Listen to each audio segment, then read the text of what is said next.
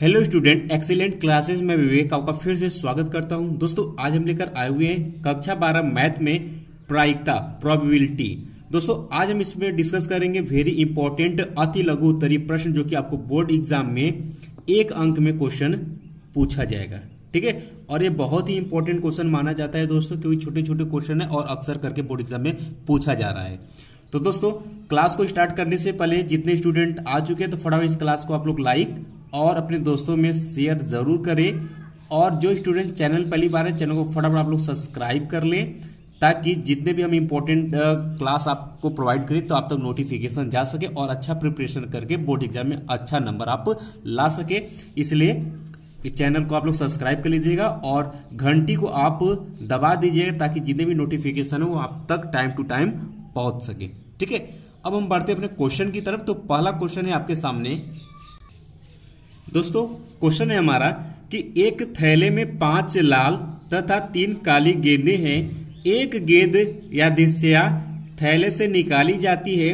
निकाली गई गेंद के काली होने की प्रायिकता ज्ञात कीजिए। बात करते हैं तो ये बोर्ड एग्जाम 2019 और 2020 में यानी 2 साल ये क्वेश्चन लगातार पूछा जा रहा है, इसलिए इस क्वेश्चन को हम वेरी इंपॉर्टेंट कहेंगे। तो आप लोग सभी इस क्वेश्चन को अच्छे से ध्यान से समझिएगा और इसे अच्छे से तैयार कर लीजिए, क्योंकि ये क्वेश्चन 19 और 20 में लगातार पूछे जा रहे हैं। तो उम्मीद यही रहेगी कि 2021 में भी ये किसी न किसी सेट में देखने के लिए मिलेगा। बहुत ही सिंपल से बहुत ही बेसिक सा क्वेश्चन ये पूछा हुआ है। आइए बात करते हैं। तो जो जो दिया हुआ है क्वेश्चन उसे हम लोग लिख लेते हैं। तो हमें क्या क्या दिया है दोस्तों, ठीक है, लिखेंगे दिया है। हमें दिया है कि दोस्तों लाल गेंदों की संख्या यहां पर हमें दिया होता, लिख लेते हैं लाल गेंदों की संख्या। जिस तरीके से हम लिख कर आपको बता रहे इसी तरीके से भी आपको बोर्ड एग्जाम में लिखना है। ठीक है, तो कितना है 5 क्वेश्चन में दिया हो कि एक थैले में 5 लाल गेंदें थी, यानी कि लाल गेंदों की संख्या 5 हो गई, और काली गेंदों की संख्या, काली गेंदों की संख्या। तो दोस्तों काली गेंदों की संख्या कितना दिया हुआ है, 3 दिया हुआ है, तो हमने 3 ले लिया। अब यहां पर क्वेश्चन आपसे पूछा है कि कहता है कि एक गेंद यादृच्छया थैले से निकाली जाती है। निकाली गई गेंद के काली होने की प्रायिकता ज्ञात कीजिए। यानी कि जो हम गेंद निकाल रहे हैं इस थैले में से टोटल कितने हो गए, 5 लाल और 3 आपके काली, टोटल कितने हो गए, 8 गेंद हो गए। ठीक है, तो कहता है इसमें से एक गेंद निकालिए जिसकी काली होने की प्रायिकता हो। ये आपसे क्वेश्चन में पूछा हुआ है। तो लिखेंगे एक गेंद निकालने पर, एक गेंद निकालने पर काली होने की प्रायिकता, काली होने की प्रायिकता। ठीक है, तो काली होने के लिए प्रायिकता तो दोस्तों क्या हो जाएगा, टोटल कितने गेंद है, टोटल कितने गेंद होंगे, 5 + 3 मतलब 8। तो लिखेंगे नीचे सूत्र में रहेगा कि कुल गेंदों की संख्या, कुल गेंदों की संख्या। ठीक है, और ऊपर रहेगा जो निकाला जाता है। क्वेश्चन में क्या है, काली गेंद निकालने के लिए तो लिखेंगे काली गेंदों की संख्या। ऊपर हो जाएगा आपका काली गेंदों की संख्या। ठीक है, तो क्वेश्चन दोनों वैल्यू आपको पता हो गया कि काली गेंदों की संख्या कितनी है, 3, और कुल गेंदों की संख्या तो दोस्तों 5 + 3 कितना हो गया, 8। ठीक है, तो एक गेंद निकालने पर काली होने की जो प्रायिकता आएगी दोस्तों 3/8 आएगी। यही आपका क्या होगा, आंसर होगा। ठीक है, फटाफट इसे नोट कर लीजिए। बहुत ही सिंपल सा क्वेश्चन है ये, और हाँ इसमें थोड़ा सा चेंजेस कर देगा। एक क्वेश्चन और इसमें पूछ सकता है क्या, यहां पर दिया था कि एक गेंद निकालने की, काली गेंद निकालने की प्रायिकता पूछा था तो 3/8 आया। बात क्लियर है।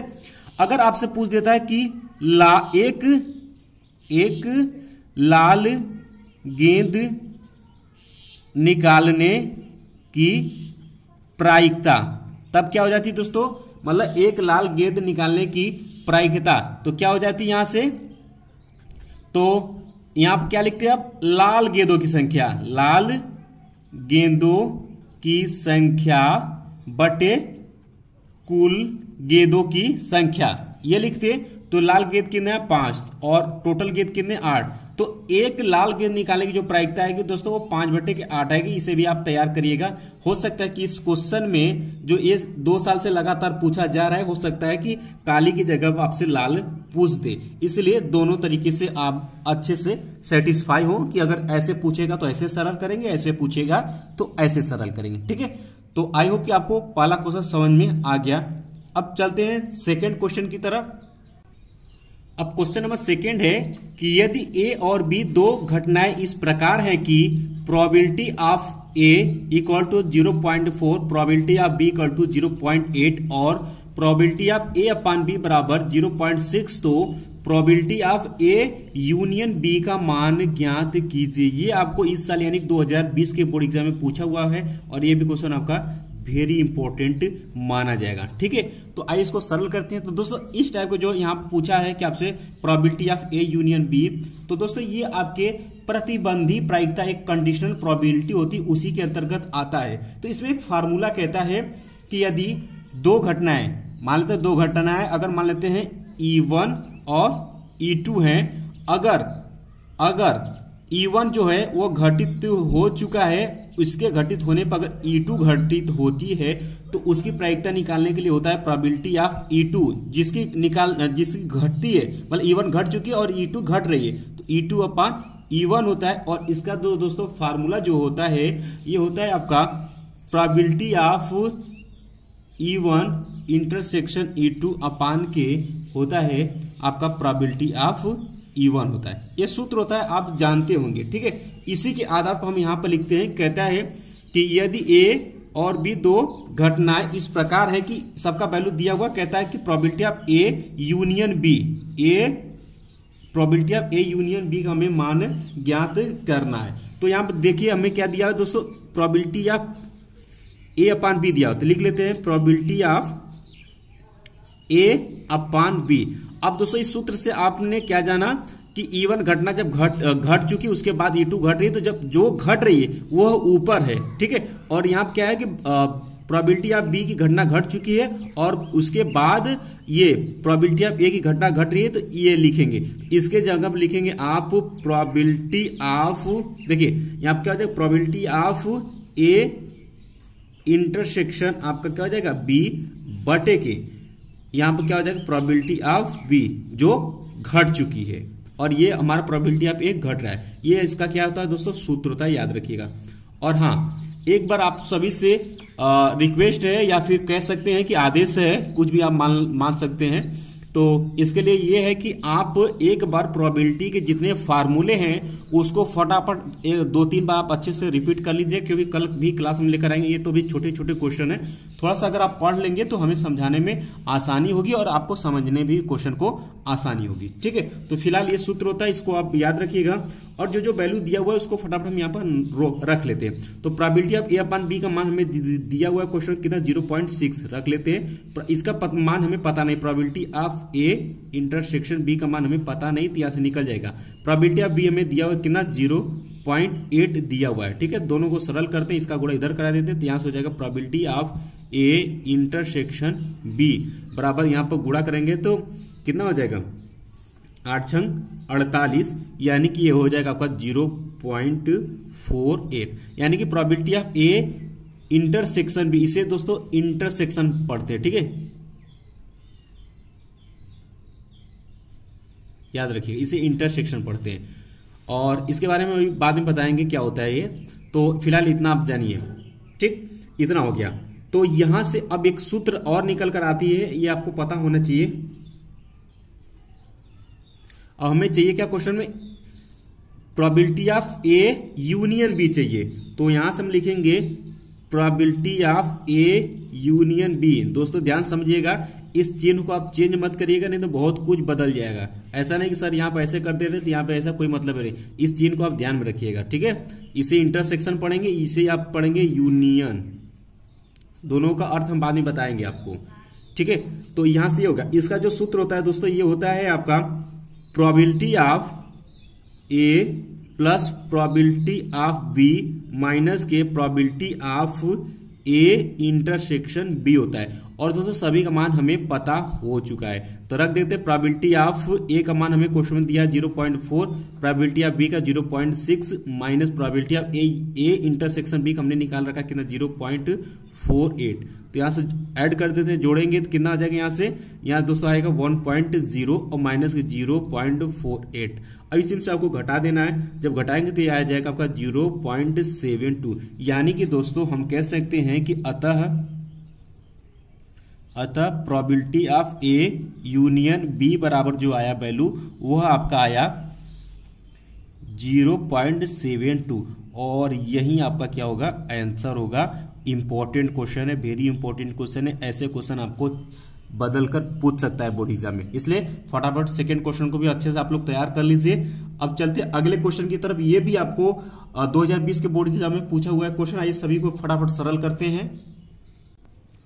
अब क्वेश्चन में तीसरा हमारा है कि यदि ए तथा बी स्वतंत्र घटनाएं हैं तथा probability of A equal to 3/10, probability of B equal to 4/10 है, तो probability of A intersection B का मान ज्ञात कीजिए।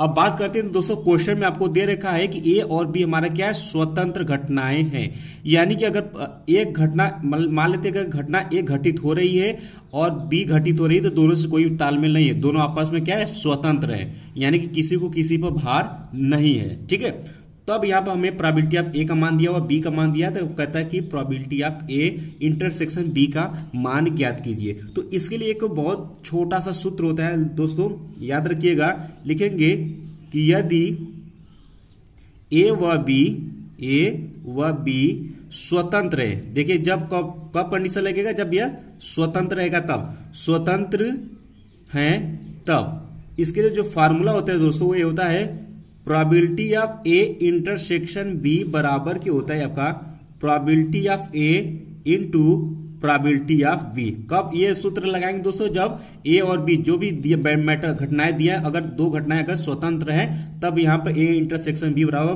Probability of A into probability of B होता है। ठीक है, ये होता है, तो फटाफट इसमें वैल्यू पुट कर देते हैं जो कि क्वेश्चन में दिया हुआ है। ठीक है, अब यहां पर सभी का वैल्यू दिया हुआ रख देते हैं।